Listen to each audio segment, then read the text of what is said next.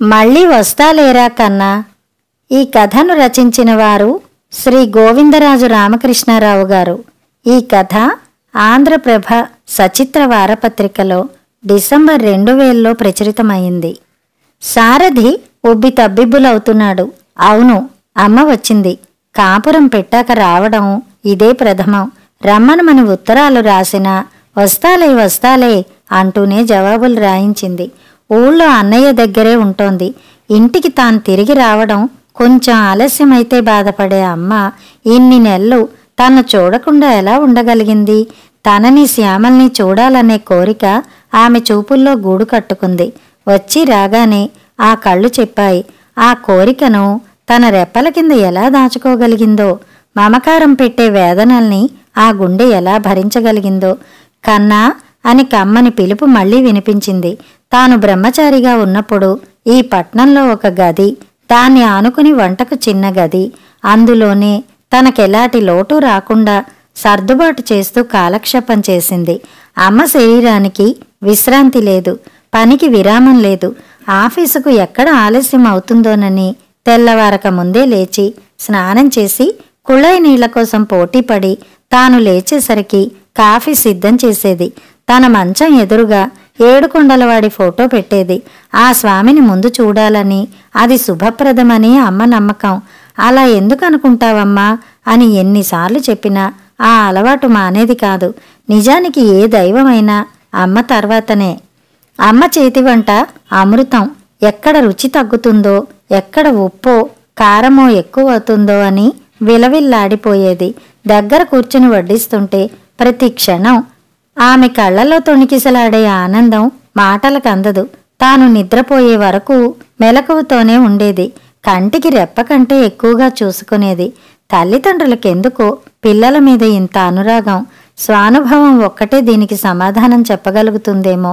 మరో విధంగా ఆ మనోభావాన్ని వివరించడం సాధ్యం కాకపోవచ్చు. తండ్రి ఎవరిచేత పరిచర్యలు చేయించుకోకుండా ఆకస్మికంగా కన్నుమూశాడు. అమ్మ అన్నీ తానై పెద్ద చేసింది. ఇప్పుడు తనను ఒక ఇంటివాణ్ణిగా కూడా చేసింది. అలాంటి అమ్మ వచ్చింది. ఊరు నుంచి సున్నుండలు, మంచి నెయ్యి తెచ్చింది. సారథి చిన్న పిల్లవాడిలా మారి అమ్మ ఒళ్ళో తల పెట్టుకుని లోకాన్నే మరిచిపోవాలనుకున్నాడు. కాని ఎలా సాధ్యం? పిల్లవాడిలా మారలేడు. కాని చల్లని అమ్మ ఒడిలో సేద తీర్చుకోవచ్చు. అమ్మ వంట తినాలి. అమ్మ వడ్డిస్తుంటే ఆమె కళ్ళలో నడయాడే తృప్తిని చూడాలి. ఇలా ఎన్నెన్నో కోరికలు ఉవికి వస్తున్నాయి. ఆఫీసు నుంచి ఎంత త్వరగా బయలుదేరాలని ప్రయత్నించినా పని తెమల్లేదు. పైగా డైరెక్టర్ మీటింగ్కు వెళుతూ అర్జెంట్ ఇన్ఫర్మేషన్ ఏదైనా కావలసి వస్తే ఇవ్వడం కోసం ఉండమన్నాడు. ఆయన మీటింగ్ నుంచి తిరిగి వచ్చేటప్పటికి 8 దాటింది. అమ్మకు ఇష్టమైనదేదైనా తీసుకువెళ్లాలనుకున్నాడు. కాని నాన్న పోయాక అమ్మ వైరాగ్యంతోనే రోజులు గడుపుతోంది. ప్రత్యేకంగా ఇష్టాలంటూ ఉన్నట్టు గుర్తించే అవకాశం చిక్కలేదు. అయినా మంచి రకం చిన్న ద్రాక్ష కొన్నాడు. పొద్దున్న అమ్మతో తీరుబడిగా మాట్లాడే టైం దొరకలేదు. శ్యామల ఎంత వద్దన్నా పొద్దున్న అమ్మే వంట చేసింది. చిన్నపిల్ల మడీ బాదరవంతి పడలేదని సర్ది చెప్పింది. అమ్మ రాత్రిపూట భోజనం చేయదు. ఏదో ఒక పండు తినో కొంచెం పాలు తాగా సరిపెట్టుకుంటుంది. సారథి గబగబా వచ్చి అమ్మా అమ్మా అని పిలుస్తూ వీధి తలుపు తట్టాడు. శ్యామ శ్యామ అనే పిలుపు ఆ చుట్టుపట్ల అందరికీ సుపరిచితం. వారంతా ఆశ్చర్యపోయారు. సారథి పిలుపులో తేనె జల్లులు కురిశాయి. శ్యామల వచ్చి తలుపు తీసింది.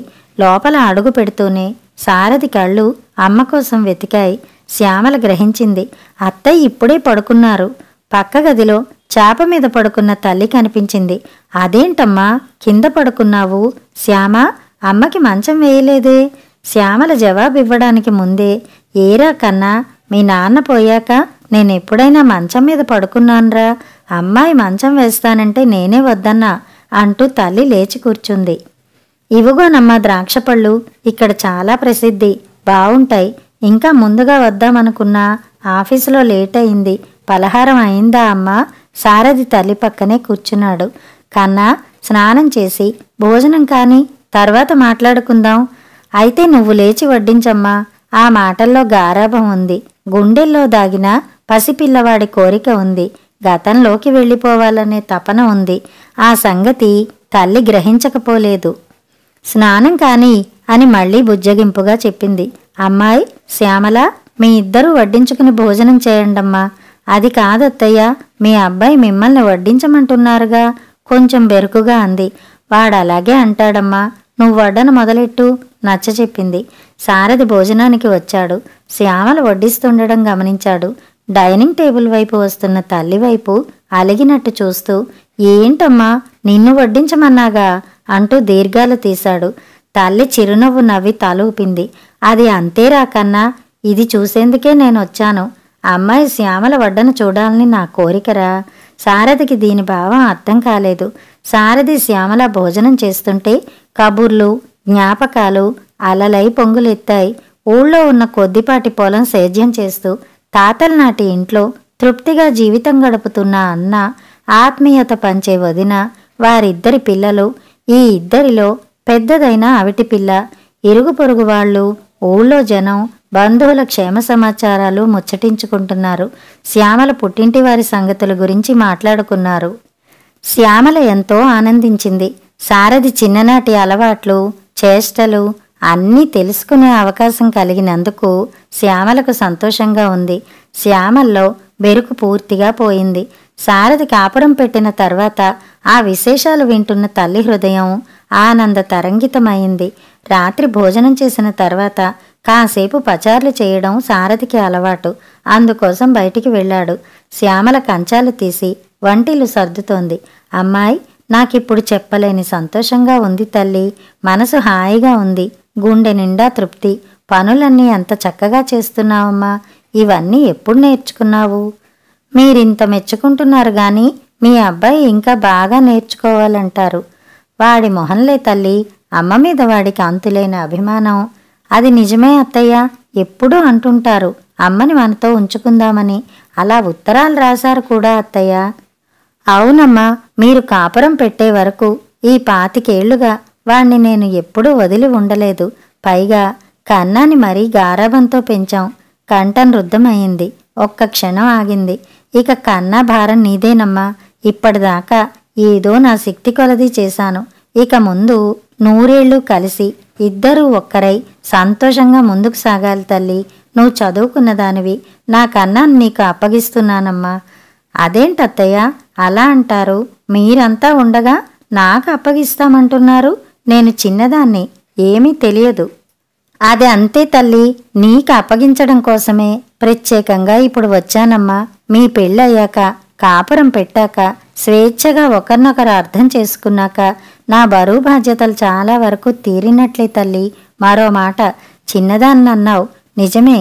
అయితే పెళ్ళైన తర్వాత వయస్సుతో నిమిత్తం లేకుండా ఆడపిల్లకు భగవంతుడు ఊహకందనంత తెలివితేటలు, మమతానురాగాలు, బాధ్యతల భారాలు ఇస్తాడు. ఇప్పుడు నా కన్నాకు సర్వస్వం నువ్వేనమ్మా. అత్తయ్య, మీ మనస్సు ఎంత గొప్పదో. అదేం కాదమ్మా, నా ఆలోచన వింతగా తోచవచ్చు, కానీ అదే శాంతినిస్తుంది. పెళ్లి చివర అప్పగింతల్లో పెళ్లి కూతురు చేతులు పాలలో అద్ది మగ పెళ్లివారిలో ముఖ్యులకు అప్పగిస్తారు. నాకు అనిపించింది తల్లి, మీ పెళ్లిలో ఏమనత్తయ్య, మా కన్నా చేతులు పాలలో అద్ది నీకు అప్పగించాలని. ఆ తల్లి గొంతులో నుంచి కాసేపు మాటలు రాలేదు. ఇప్పుడు నా గుండెల నిండా ఉన్న వాత్సల్యంలో అద్ది నీకు అప్పగిస్తున్నాను. 100 ఏళ్ళు ఆనందంగా ఉండండి తల్లి. నువ్వు అలాగే తల్లి, నాకు కొండంత తృప్తి ఉంటుంది. అలాగే అత్తయ్య, మీరు ఇక మాతోనే ఉండండి. లోపలికి వస్తున్న సారథి, ఏంటమ్మా కొండంత తృప్తి అంటున్నావు? శ్యామేమో అలాగే అంటోంది. సరే గాని అమ్మా, నువ్విక మాతోనే ఉండాలి. వచ్చేయమని ఉత్తరాలు, అన్ని ఉత్తరాలు రాస్తే ఇప్పుడా రావడం? బొంగమూతి పెట్టాడు. ఇప్పుడొచ్చాగా, నిన్ను చూడాలని ఉండదా అమ్మా? నిన్ను విడిచి ఎప్పుడన్నా ఇంతకాలం ఉన్నానా అమ్మా? కట్టలు తెంచుకొచ్చిన దుఃఖాన్ని ఆపుకోలేక బావురుమన్నాడు. శ్యామల కళ్ళు చెమర్చాయి. తల్లి కొంగుతో కన్నీళ్లు తుడుచుకుంది. కొడుకుని పొదువు పట్టుకుంది.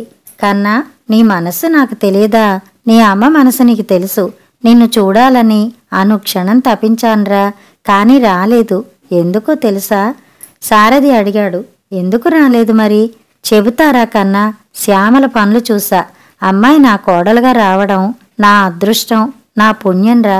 మీ ఇద్దరూ ఒకరినొకరు అర్థం చేసుకుని అన్యోన్యతను పెంచుకునేందుకు కొన్ని రోజులు పడుతుంది. అందుకే నేను ఆ సమయంలో రాలేదు. ఇతరుల ప్రమేయం ఉండకూడదు. ఈ సమయంలో నాటుకున్న మొక్క ప్రేమ వృక్షంలా వర్ధిల్లుతుంది. అమ్మా, నాకేమీ అర్థం కావడం లేదు. అదంతా ఎందుకు? నువ్వు మాతోనే ఉండాలి, సరేనా? కన్నా, నేనిప్పుడొక పని మీద వచ్చారా? ఏమిటా పని? నిన్ను శ్యామలకు అప్పగించడం. సారథి విస్తుపోయి చూశాడు. నేనేం పసివాణ్ణి కాదమ్మా. తల్లి దృష్టిలో ప్రతి బిడ్డ పసివాడే. వాడి ఆలనా పాలనా చూసేవాళ్లున్నారనే గట్టి నమ్మకం ఉంటే ఆ తల్లి నిబ్బరంగా ఉంటుంది. తల్లి తర్వాత అలా చూడగలిగేది భార్య మాత్రమే. పైగా తల్లి కొంతకాలమే చేయగలుగుతుంది, కోడలు వచ్చే వరకు.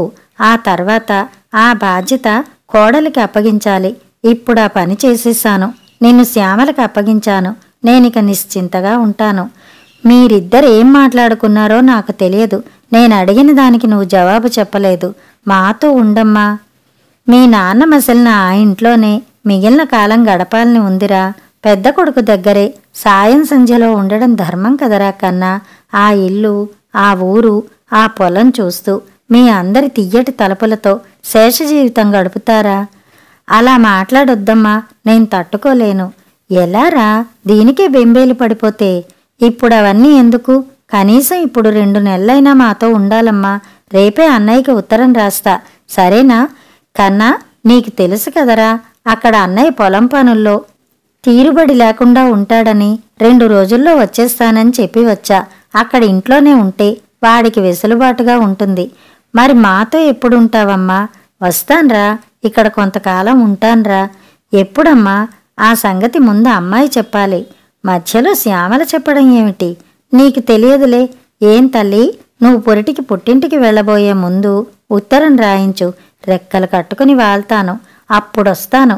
ఆ తర్వాత భగవంతుడు నాకు అదృష్టం ఇస్తే ఇక్కడ మనవడితోనో మనవరాలితోనో ఆడుకునేందుకు మళ్ళీ మళ్ళీ వస్తూనే ఉంటాను. తల్లి ఆనంద పారవస్యంతో నవ్వులు కుమ్మరించింది. అమ్మా, నువ్వు నిజంగా ఆదర్శమూర్తివమ్మా. అత్తయ్య, మీలో నిజంగా దేవతను చూస్తున్నాను. వారి గుండె చప్పుళ్ళు నవ్వులతో శృతి కలిపాయి. కథ సమాప్తం.